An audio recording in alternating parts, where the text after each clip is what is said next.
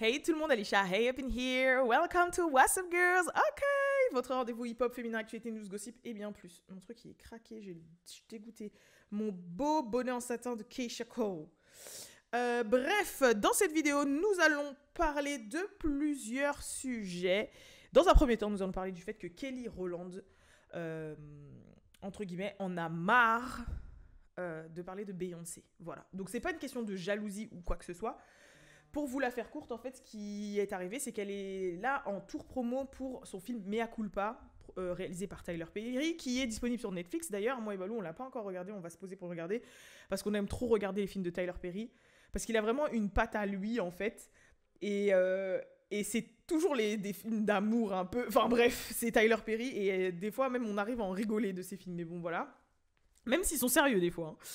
Mais du coup, là, elle est en promo de la sortie de ce film, clairement. Et ce qui s'est passé, c'est qu'elle était invitée sur une émission qui s'appelle le Today Show, enfin bref, je sais pas quoi, qui était en deux parties. Genre, elle avait une première partie où elle était interviewée par une matinale où elle était interviewée par une journaliste en face d'elle. Et elle était censée avoir une deuxième partie, vraiment en mode hosting, show, je sais pas quoi. Et ce qui s'est passé, c'est que elle a carrément quitté le plateau. Elle a quitté le plateau, elle en a eu marre. Les premières rumeurs qui sont sorties, c'était que, soi-disant, elle aurait fait sa diva dans les coulisses et qu'on lui aurait donné une loge trop petite. Et qu'elle, elle voulait la grande loge de star, je sais pas quoi. Sauf qu'au final, la grande loge de star, elle avait été donnée à Jennifer Lopez, qui était aussi programmée en même temps qu'elle sur le même moment. Et donc, ça a commencé à parler de diva. Sauf que la réelle raison, entre guillemets, est ressortie un peu après. Et d'ailleurs, il y a des extraits de la première interview où comment ça s'appelle, la journaliste en question lui pose des questions. En fait, à un moment donné, la journaliste lui pose des questions sur Beyoncé et sur le fait qu'elle s'est lancée dans la country et je sais pas quoi. Et en fait, on voit sur le visage de Kelly qu'elle est agacée, en fait. Et qu'elle répond du tac au tac et qu'après, elle est agacée. En mode, elle est saoulée. Et entre-temps, on apprend qu'elle a quitté les lieux et qu'elle ne fera pas son hosting d'après. Et en fait, la réelle raison qui en serait sortie, c'est qu'elle est fatiguée, qu'on lui pose et on lui parle tout le temps de Beyoncé, même quand il s'agit d'elle et de son travail. Et moi, personnellement, je comprends tout à fait. Parce que Kelly Rowland, en fait, c'est une personnalité à part entière. Et toute sa vie, on dirait toute sa carrière, elle est dans l'ombre de Beyoncé. Ce que je peux comprendre pour certaines personnes, parce que bah voilà, Destiny Child, parce que c'est sa cousine, parce que c'est pas quoi, parce que c'est pas ci, parce que je sais pas quoi, et parce que Beyoncé, c'est la légende sur la planète Terre, t'as capté? Et que là, elle fait parler de ouf, que ce soit avec la country, son son Texas Hold'em qui a battu les records, et je crois qui est qui a charté le plus rapidement, ou qui a streamé, qui a atteint je sais pas combien de millions de streams, le plus rapidement en peu de temps de 2024. Bon, ça fait 2 mois en 2024, mais enfin bref. Tout ça pour dire que plus sa marque de cheveux, etc., ses creds là et tout, on sait que là, Beyoncé, elle est sur toutes les bouches. Mais, quand même, genre Kelly Rowland, c'est pas personne non plus, en fait. Genre, moi personnellement, j'ai toujours réussi à la séparer de Beyoncé, aussi parce qu'il y a une période où j'écoutais un peu ses sons, en fait, que ce soit... Told ya I was gonna run like this, you never and I run like this, say I told ya, avec Yves. Eh, ce son, je l'aime trop. Le son Motivation, go harder down, and then I go down. Et cette era de Kelly Rowland, c'était vraiment son era solo, trop bien. Motivation, en plus, je crois que c'est avec Lil Wayne. Genre, elle a quand même un projet, enfin, elle a eu quand même des sons à elle. Je parle même pas de Dilemma avec Nelly, qui est un son throwback hit international. Bref, total. Genre, pour moi, Kelly, c'est Kelly, en fait. Je sais pas, pour moi, je la rattache pas forcément dans ma tête à Beyoncé. Et genre, si jamais demain je l'interview, je vais pas lui poser des questions sur Beyoncé, en fait. Genre, ça me serait pas venu à l'idée. Mais j'arrive à comprendre que, les gens, ils aient l'impression d'avoir un bout de Beyoncé ou son bras droit ou je sais pas quoi, et que du coup, comme Beyoncé, c'est la personne intouchable que tu peux pas avoir en interview, surtout depuis des années, qui est très discrète, qui est difficile à avoir, etc.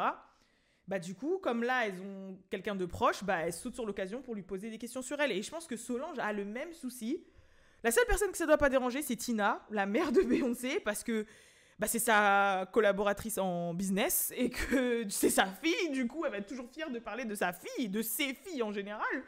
Donc voilà, mais moi, je comprends totalement.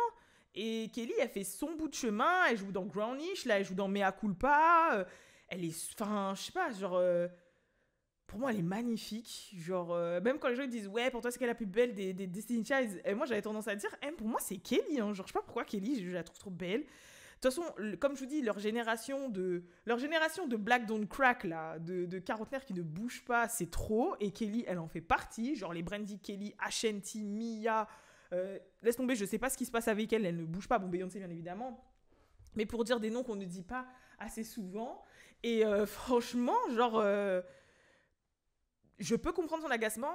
Sachant qu'en plus, c'est les médias vraiment mainstream, très.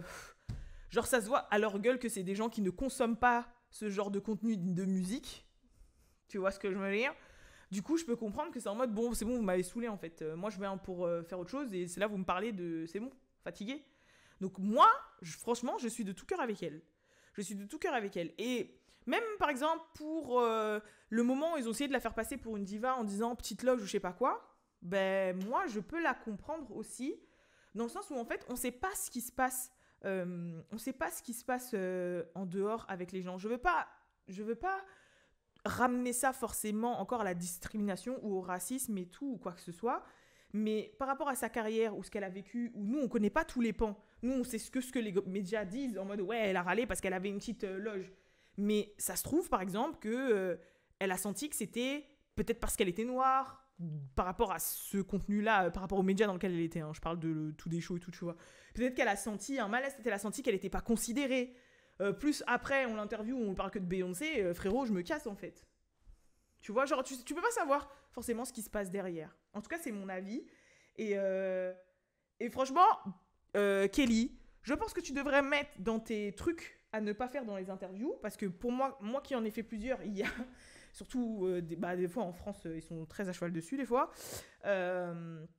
N'hésite pas à mettre dans ton projet d'interview, comme le truc de projet de naissance, dans ton projet d'interview, interdiction de me parler de Beyoncé. Voilà. N'hésite pas à mettre ça. Je sais pas comment ça se passe au State. En tout cas, en France, je sais qu'on a ça. Genre, quand je faisais des interviews à Génération, ou même pour moi, il y avait souvent, pas le droit de parler de ça, pas le droit de parler de son ex, pas le droit de parler de ce bad buzz, pas le droit de parler de ça. Enfin, franchement, c'est... Voilà, quoi. Mais, je sais pas si aux États-Unis, il y a ça, ou si... Oh, excusez-moi. Ou si, par exemple... c'est dans leur culture quand même d'être ouvert et de parler tout. Parce que ça dépend. Hein. Je pense qu'il y a des médias, par exemple, si tu vas sur The Breakfast Club, t'as pas d'interdiction de sujet, de parler de sujet. Et puis même si tu le mets, je crois qu'ils vont t'en parler quand même. Hein. Donc, en soi, voilà quoi. Bref, en tout cas, je comprends plus ou moins son état d'esprit. Deuxième sujet, dont je sais pas si je fais des vidéos séparées ou pas. J'avoue, elle fait 8 minutes. On va faire des vidéos séparées, c'est mieux. Parce que sinon, ça va être un peu trop lent. Et si c'est des sujets que les gens... ça intéresse pas tout le monde. Au moins, chacun choisit de quel sujet il veut, voir ou que je traite ou dont on parle, tu vois. Bah, bref, voilà. Vous m'avez compris, j'ai pas trop parlé français, mais vous m'avez compris. Je vous donne rendez-vous tout de suite pour la prochaine vidéo. Peace.